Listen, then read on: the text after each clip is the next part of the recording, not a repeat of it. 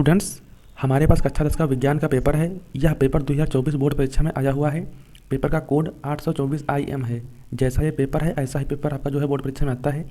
सबसे पहले 20 वैकल्पिक क्वेश्चन आते हैं जिनके उत्तर आपको OMR शीट पर करना होता है। पेपर जो 70 नंबर का होता है आपका। आइए देखते हैं इसमें कौन कौन से क्वेश्चन आए हुए हैं।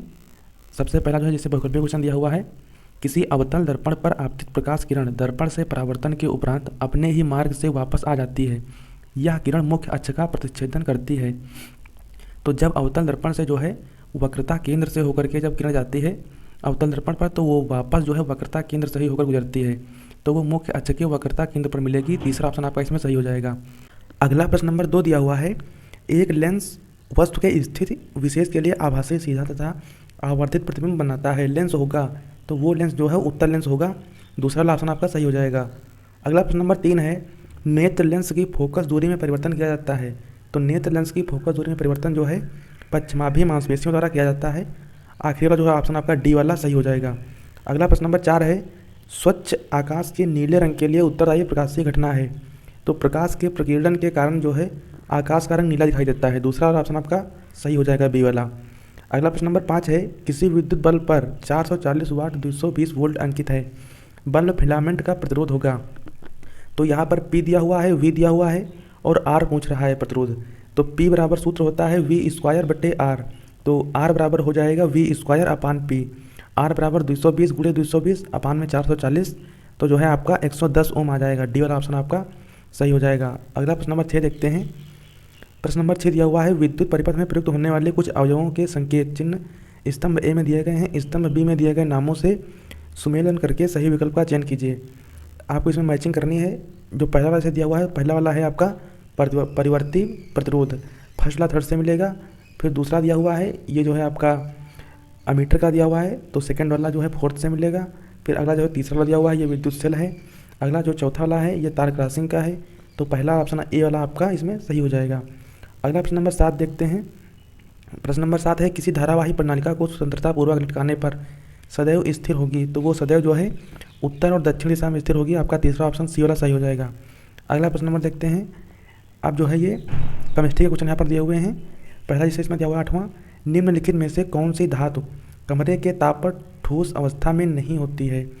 तो जो मरकरी धातु है, हिंदी में कहते हैं पारा, ये जो है कमरे के ताप पर द्रव अवस्था में रहती है। तो इसमें जो है ऑप्शन आपका बी वाला सही हो जाएगा, मरकरी। ये जो है द्रव में रहती है। और ये पूछेगा कि अधातु कौन सी होती है, तो अधातु ब्रोमीन हो जाएगी। तो यहाँ पर धातु पूछ रहा है तो दूसरा ऑप्शन आपका मरकरी सही हो जाएगा। अगला प्रश्न नंबर 9 है, अम्ल एवं क्षारक की अभिक्रिया से प्राप्त होता है। तो अम्ल प्लस क्षार गिव्स लवण प्लस जल, ये आपने समीकरण पढ़ी होगी। तो लवण और जल बनता है। आपका चौथा ऑप्शन डी वाला सही हो जाएगा। अगला प्रश्न नंबर देखते हैं, निम्नलिखित अभिक्रिया एक केमिकल रिएक्शन दी हुई है। CaCO3 सॉलिड गिव्स उष्मा CaO प्लस CO2। तो यहाँ पर देखिए एक पदार्थ जो है दो पदार्थों में टूट रहा है, तो ये अपघटन हो रहा है, इसलिए यहाँ पर इसे हम अपघटन अभिक्रिया कहते हैं। तीसरा ऑप्शन आपका सी वाला सही हो जाएगा। अगला प्रश्न देखते हैं, श्रृंखलन का गुण किस परमाणु में पाया जाता है।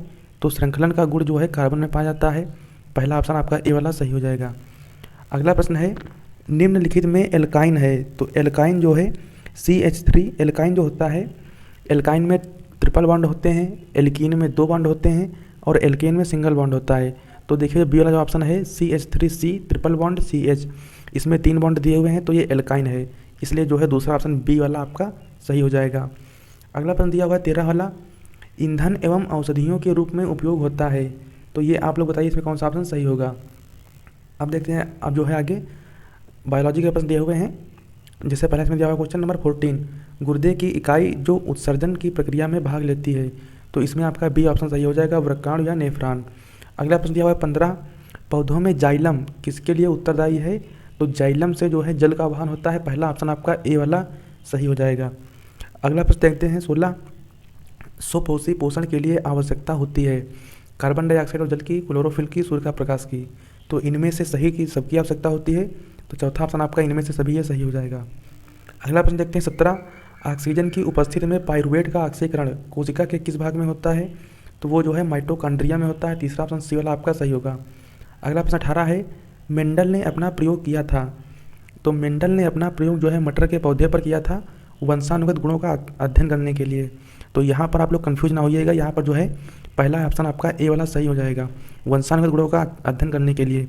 दूसरा ऑप्शन दिया हुआ है मटर के उत्पादन के लिए, तो मटर के पौधे पर इन्होंने जो है अपना प्रयोग किया था, लेकिन मटर के उत्पादन के लिए नहीं किया था, इसलिए यहाँ पर आपका जो है पहला ऑप्शन ए वाला सही होगा। अगला प्रश्न नंबर 19 है, निम्नलिखित में से कौन ओजोन परत क्षरण के लिए जिम्मेदार मुख्य पदार्थ है? तो ओजोन परत का मुख्य कारण जो है क्लोरोफ्लोरोकार्बन है। पहला ऑप्शन जो दिया हुआ है क्लोरोफ्लोरोकार्बन CFC, ये जो है सही होगा। अगला प्रश्न देखते हैं, प्रश्न नंबर 20, निम्नलिखित में से कौन आहार श्रृंखला का निर्माण करते हैं? तो गाय, बकरी तथा मानव। दूसरा ऑप्शन आपका बी वाला सही हो जाएगा। इस तरह से ये 20 वैकल्पिक क्वेश्चन दिए हुए थे, जिनके उत्तर आपको OMR सीट पर देना होता है। अब अगले प्रश्न देखते हैं, अब जो है वर्णनात्मक प्रश्न दिए हुए हैं। सबसे पहले ये फिजिक्स के प्रश्न है। पहला प्रश्न दिया हुआ है, प्रकाश अपवर्तन की घटना को समझाइए। इसी में दूसरा है, नेत्र के दीर्घ दृष्टि दोष या दूरदृष्टि दोष एक ही चीज होता है, तथा इसके संशोधन पर संक्षिप्त टिप्पणी लिखिए। 2 नंबर का प्रश्न है ये, इनको आप कर लीजिएगा। अगला प्रश्न नंबर 2 है, उत्तल दर्पण की फोकस दूरी के लिए सूत्र लिखिए। उत्तल दर्पण के कोई 2 उपयोग लिखिए।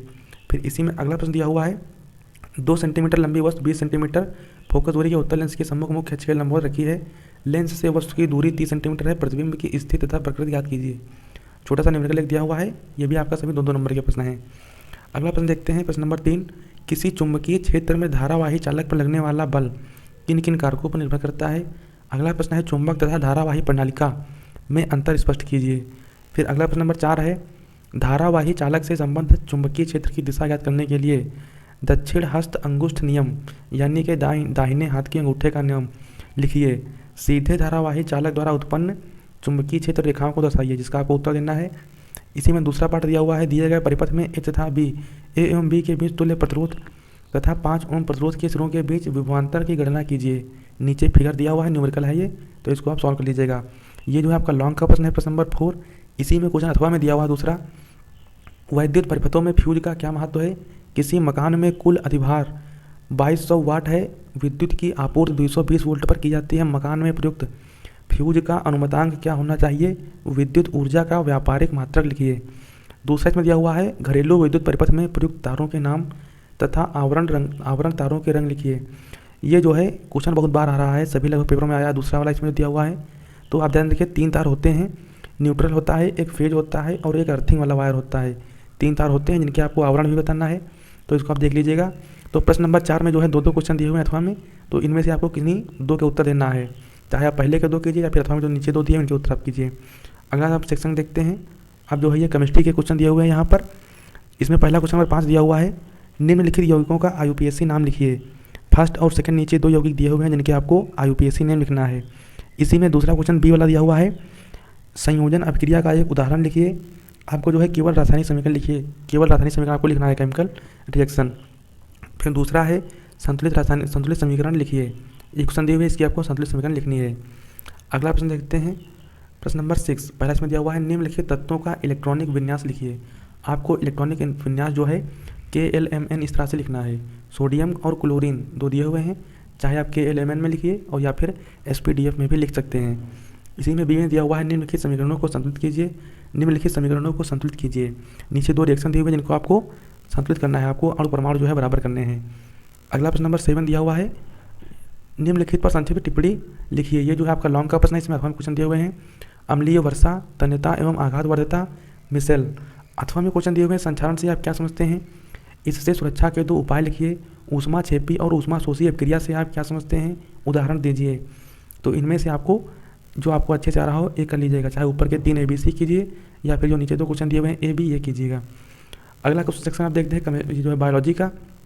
पहला क्वेश्चन इसमें 8वां दिया हुआ है, प्रश्न नंबर 8, एक तंत्रिका कोशिका न्यूरॉन की संरचना बनाई तथा इसके कार्यों का वर्णन कीजिए।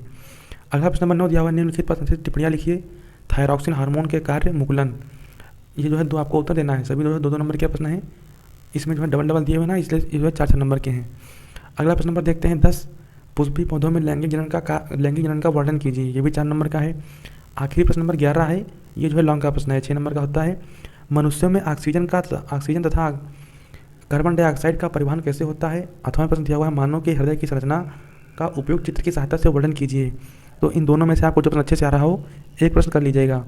इस तरह से जो है पूरा पेपर दिया हुआ था इस पेपर का लिंक आपको जो है वीडियो के नीचे डिस्क्रिप्शन में मिल जाएगा, वहाँ से इसको आप डाउनलोड कर लेना और ये जो है पूरा पेपर अच्छे से सॉल्व कर लेना। ऐसा ही पेपर आपका बोर्ड परीक्षा में आता है।